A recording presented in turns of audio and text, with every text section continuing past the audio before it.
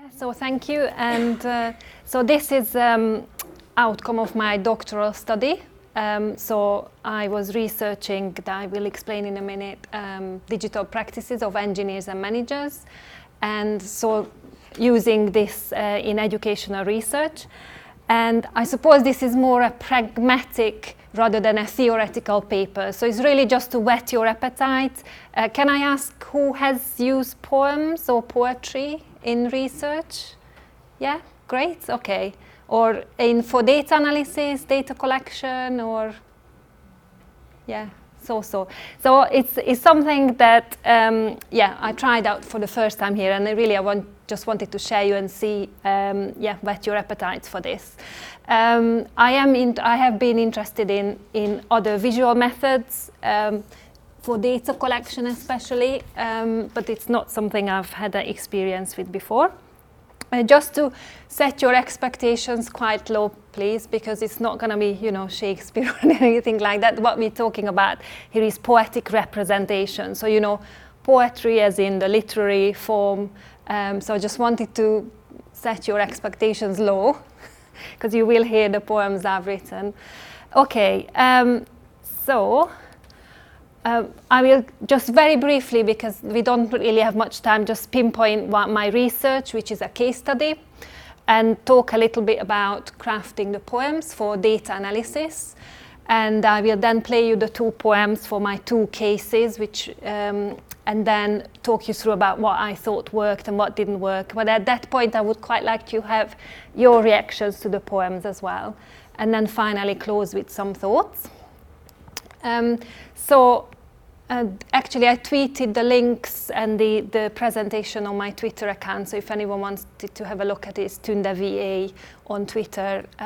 So my research, so what was it about? I basically looked at digital capabilities, so I was looking at what engineers and managers use the digital practices in these professions, and then how we can prepare students or in higher education to make sure they've got those capabilities when they become those professionals. So what I was doing as part of this is interviewing engineering lecturers, management lecturers, students, and also people who already work as engineers and managers, as well as looking at a lot of data, documentary resources like module specifications and subject benchmarks, and so on. So in terms of again, I'm just going to cover about my interviewing technique, and again, just to give you a little bit of an insight of what I was doing in the interviews. So I was asking questions such as what are the characteristics of a good engineering student or a good management student, and really that relates to my conceptual framework, which was Schulman's signature pedagogies, which was really about trying to get a sense of what that professions, what the distinct methods of teaching, let's say, an engineering student to become an engineer, what was distinct about the teaching methods. So this is what Schulman calls signature pedagogies. So I was really trying to get a sense of what those signature teaching methods were, and whether we can also talk about signature digital capabilities for the students. And as I was, you know, I've done my interviews and I started to do the usual thematic framework analysis that I normally do on qualitative methods, and I was reading Bazeley's book that someone recommended to me on data analysis, and this chapter, this section really struck me, where she's talking about poems, metaphors, concept can be really useful in your data analysis. And I have already use metaphors, diagrams, and drawings in my research. So poems is not something I've experimented with. I'm always open to experimentation. And just prefaces by what our keynote speaker Helen talked about, that you usually choose your method because it suits your research technique and your research question. And I think hopefully I will show you why I think it really suited my research question to have a go with poems. But for now, let's park the idea. So I said, I will use poems, and I was, familiarizing myself with the transcripts, and actually this, do you know which car drive this is, where this is? So this all happened on a car drive on the way to Wales on the A55. So I was sitting in the car with the family, and my husband is an English teacher. So I was bouncing my ideas, giving him words, and he's really good with coming up with rhymes. So there's your 1967 reference. He was born in 1967. Don't video this. So he was giving me some words, and I said, this is not quite right, this is not quite what I was trying to express. So that was quite a, in a closed space, but we were really playing with the words. So at the time I produced a poem for each transcript with my interviewees, but slowly over time, I think as they were crystallizing on what really was the recurring and key features, then I chose one of the best poems and then sort of merged them and synthesized them, and then ended up with two. The way it worked is I was basically using the participants' words and phrases in the poems and picking out these, and then obviously playing with the genre of poems, which is rhythm, rhyme, and so on. And then this is just to show you how that I then made use of them in my thesis. So these were excerpts from the poem, and you can see that I produced them as a full poem as well in the beginning of the discussion chapter, one for engineering and one for management. But then what I also did is almost like re-expanded them. And as you see, there is other quotes there and explanation, that sort of thing. So I think it really shows you how condensed poetry is, and you can jam in a lot of things with that and exemplify things. But let me show you the poem. And what I wanted you to do at this point, I would quite like you to get your responses to the two poems. So I don't know if I could maybe have you look at the engineering poem and you look at the management poem. I mean, if you want to swap, just feel free to do so. And then if you log on to menti.com and put that code in with your mobile phone, I've put them on a very high-tech space if you want. So if you start the engineering poem, your response with number 1 and your response is with number 2 for the management poem, but you can swap as well if you want. So what I wanted you to think about is really just what your response is, or if you wanted perhaps whose voices you hear, whose voices are representative, what are the poetic devices that I use, and also in terms of my research question, what I was trying to display with this poem is the signature characteristics of either discipline of engineering and management. Yep. So, you ready? So number 1, so you can start with number 1 in your response. Oh yeah, well I need to just point out these are softwares, and there is a reason why they don't match the audio. And Wildfire is software that students get taught in their first 5 days. It's like a computer-aided software that all the engineers get used in from day 1 basically. We open boxes, pull things apart. Bikes, trimmers, spark plugs, cars. We simulate and model with graphs, solve problems with applied maths. We collaborate from day 1 on all things complex and human. We draw on global resources, join forces, just like in the real world. Although MATLAB, Simulink and CAD are core, you don't need to be the master of all. After baptism by a 5-day wildfire, fight your way through the digital mire, armed only with wit and the need to inquire, just like in the real world. Yes, so that was number 1. If you have any responses or any of the points that I said, please put it down on them and we will come back to it. Yeah. So that was number 1. And then this is the management one, so that's number 2 for you. I can decide early if management is for me. Or to be a manager, I can slowly rise and rise and rise on the ladder. I collect, analyse, interpret, communicate.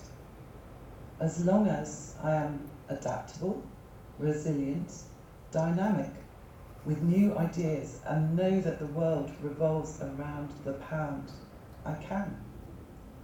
My currency is information and data. I collect, analyse, interpret. Oh, that was the last word, communicate, was cut off, I think, there. Okay, so any reactions or responses to that poem? Let me just see if you've...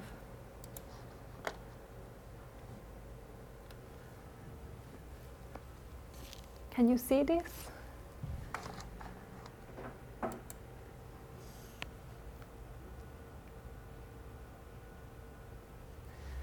And by the way, what I did with these poems, that I then sent it back to my participants, who I think really enjoyed it, especially the engineers.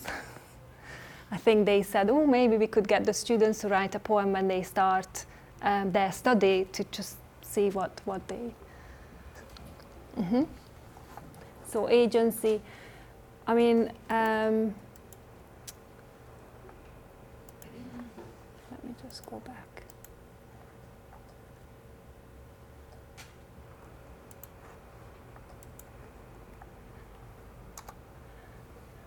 I mean, just to get your reaction, is there any poems you liked better, not, or did you feel it was capturing the essence of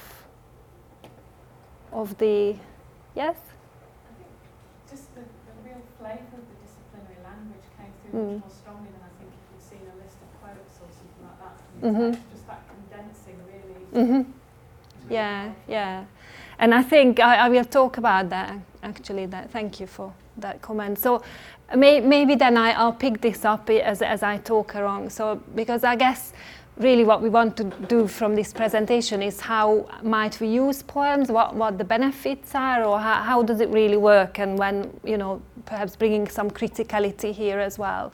So it definitely was the case for me that because I was trying to play and find the right words and trying to find the expression, I mean, I won't not bore you, but in terms of the signature pedagogies, there's 3 dimensions. One is about the values and the characteristics of the discipline, and I think to capture that through the poem was particularly useful, because we are not trying to capture what engineers or management do, but the values and I guess we talked about emotions in relation to poetry as well. So I think that this poetic representation form is really good for capturing such, I don't know, emotional and value-laden characteristics.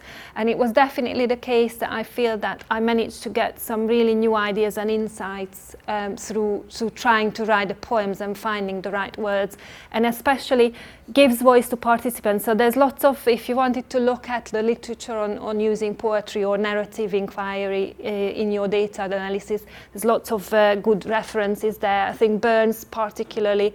And so the idea is that with the poetry, what you're trying to do is giving voice to participants. And the way it works is that once you've produced a poem, it's really an invitation for interpretation.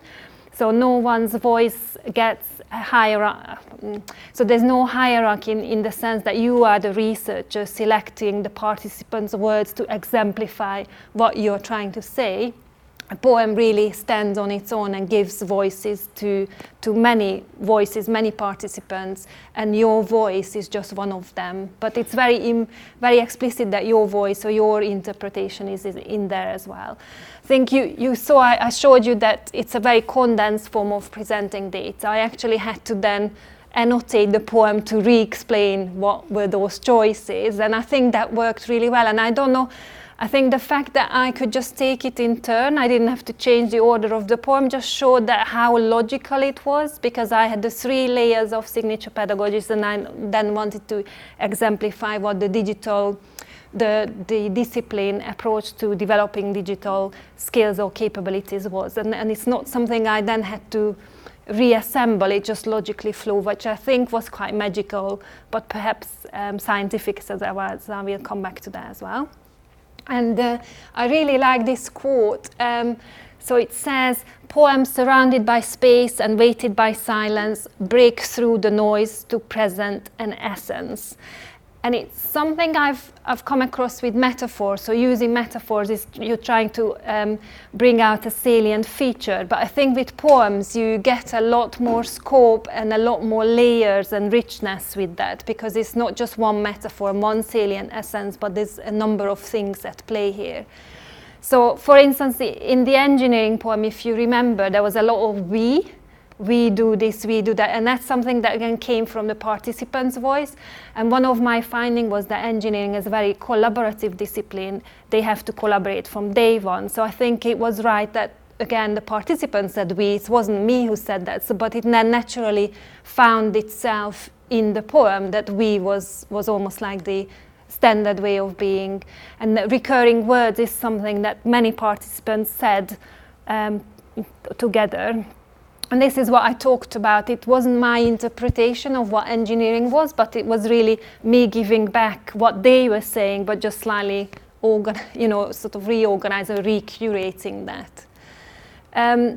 In the management poem, I don't know if you saw that it was a graphic poem, so I slightly experimented because my colleagues suggested, well, have you thought of maybe playing with the way the poem looks rather than the words?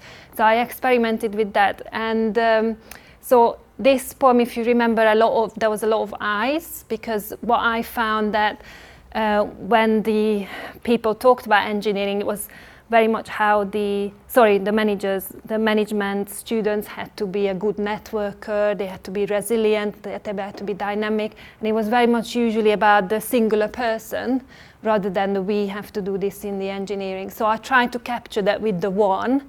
And also because most of my participants, none of them who were practicing managers studied management in undergraduate. They all were, biochemists, biologists, environmental scientists, became managers. So I think I was trying to capture that. And the other thing is that I tried to, again, one of the participants talked about this signature pedagogy of what we do is really collect, analyze, interpret, and communicate. So again, that's just found itself in the poem, because that seemed to be a recurring thing. Okay, I don't know if you have, but personally, I much prefer the engineering poem. It seems like it just somehow works better. And I think I've been trying to unpack, and this is, I think, the interesting thing of my trouble of why that I think works better than not. And so perhaps with the management poem I'm a little bit more critical. I don't know, it seems colder, and I have perhaps represented fewer voices in there, perhaps it's more linear. So I feel it's a little bit more interpretative. It's more my research or interpretation put in that poem. And therefore that impartiality is probably a little bit compromised that Gallagher talks about.